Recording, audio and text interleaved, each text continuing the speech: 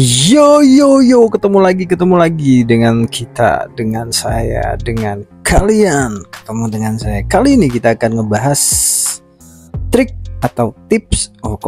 Beberapa tips ya dalam membeli motor bekas yang akan membantu Anda menemukan motor idaman. Pengen tahu seperti apa? Lanjut, kita ada 10 di sini ya.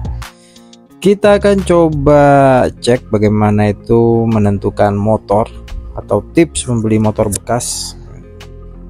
Yang pertama yaitu tentukan motor apa yang ingin dibeli. Nah, itu dia.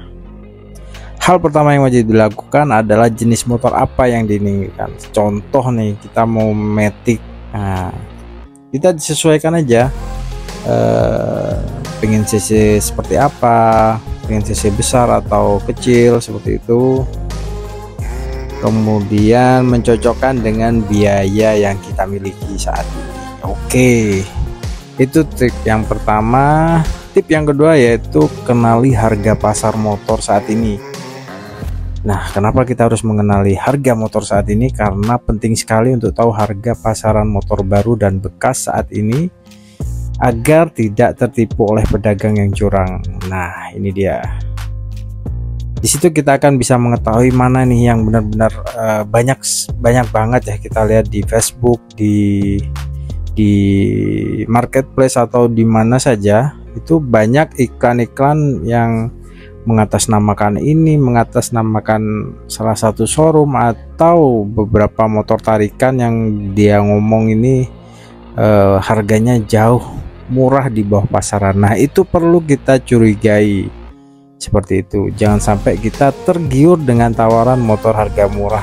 Nah, disitulah terjadi banyaknya penipuan dan mengakibatkan merugikan kita sebagai pembeli. Nah, itu yang perlu kita tahu. Jadi kita harus tahu juga harga pasar. Kemudian jangan terburu-buru membayar. Nah, ini dia, hindari memberikan uang muka dengan iklan penjualan yang dilihat tanpa mengecek motor terlebih dahulu. Ini banyak sekali, bisa DP dulu 1 juta bang sebelum dikirim gini bla bla bla, dia minta DP dulu lah seperti itu. Nah, itu juga salah satu jenis kecurangan yang perlu diperhatikan. Oke. Kemudian yang keempat yaitu memilih penjual motor yang jujur. Nih, contoh nih seperti gue, Wena. Enggak lah, mungkin suatu saat saya jadi pedagang motor ya. Selain itu, membeli motor bekas lainnya adalah harus selektif saat memilih penjual. Perlu banget nih, ada banyak penipuan seperti itu. Seperti yang tadi, kembali ke poin 3 dan kedua, harus terpercaya dan amanah. Nah, itu dia. Tips yang kelima yaitu tak lupa memeriksa surat kendaraan. Ini penting banget nih. Pada saat pengecekan kondisi motor ada beberapa hal yang harus diketahui, terutama berkas. Nah, ini dia, yaitu STNK dan juga BPKB harus sesuai dengan plat motor dan nama pemilik. Seperti itu. Dan tips yang keenam yaitu mencocokkan nomor rangka dan mesin. Nah, membeli motor bekas adalah mengecek nomor mesin dan nomor rangka pada motor. Itu harus sesuai dengan yang tertera pada STNK atau BPKB ya, guys. Coy. Coy. Nah, bagian ini kadang kita terlewatkan, jadi bisa mengakibatkan sangat fatal juga, walaupun seperti tidak terlalu penting, tapi itu kita selisih 1 nomor aja di nomor rangka, itu bisa menjadi masalah nantinya waktu perpanjangan seperti itu ya. Yang ketujuh yaitu mengecek keadaan bodi motor. Nah, ini penting banget nih guys, termasuk baret atau peyok, retak itu. Kemudian harus mengetahui suku cadangnya seperti apa. Maksudnya ini loh, maksudnya di bagian ini retak nih, gampang, ternyata setelah kita cari spare partnya ternyata mahal. Nah, mengantisipasi hal-hal seperti itu, jadi kita setelah beli tidak akan mengalami kerugian.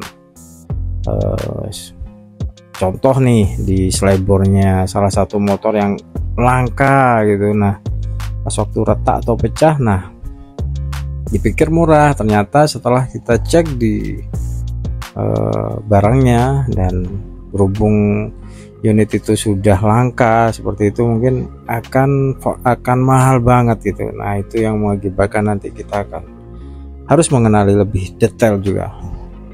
Oke, koyok dosen ini disusul. Lanjut kita akan mengecek kondisi oli coy. Nah jangan lupa dicek oli kondisinya masih bagus, akan bekerja baik dalam meredam suara mesin.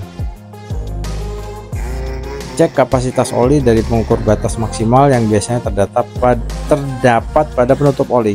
Nah penting juga coy, apalagi yang matic itu jangan sampai kelupaan oli. Nah itu dia. Jangan. Dan lanjut ke nomor 9, yaitu menyalakan mesin ya. Menyalakan mesinnya jelas lah, mesin yang dinyalakan tanpa digas dengan putaran. Nah ini dia, ini ada ilmunya nih. Tidak perlu menambah gas melainkan membiarkan agar motor menyala. Dengan begitu akan terdengar apakah suara mesin halus, jadi didiamkan dulu posisi mesin nyala. Selain itu biasanya mesin yang dinyalakan tanpa digas dengan putaran mesin di bawah 1500 fpm akan tampak bermasalah atau tidak. Jika tiba-tiba mati artinya ada beberapa masalah pada mesinnya. Nah ini juga keren nih tips yang barusan nih. Oke lanjut, kita akan ke tips yang terakhir. Siap-siap, ini cek yang terakhir, mengecek fungsi speedometer. Nah speedometer ini juga tidak luput dari pengecekan. Saat dijalankan ia harus bisa bekerja dengan baik karena fungsinya sangat penting untuk motor. Selain indikator seperti bahan bakar, lampu, dan penghitungan jarak, pastikan panelnya tidak ada yang bermasalah atau mati. Nah kita bisa mengetahui odo masih jalan atau enggak. Nah seperti itu. Itu tadi 10 tips dari saya, mudah-mudahan banyak-banyak bermanfaat. Oke, sampai ketemu di video-video yang bermanfaat lainnya. Wabillahi taufiq wal hidayah. Wassalamualaikum warahmatullahi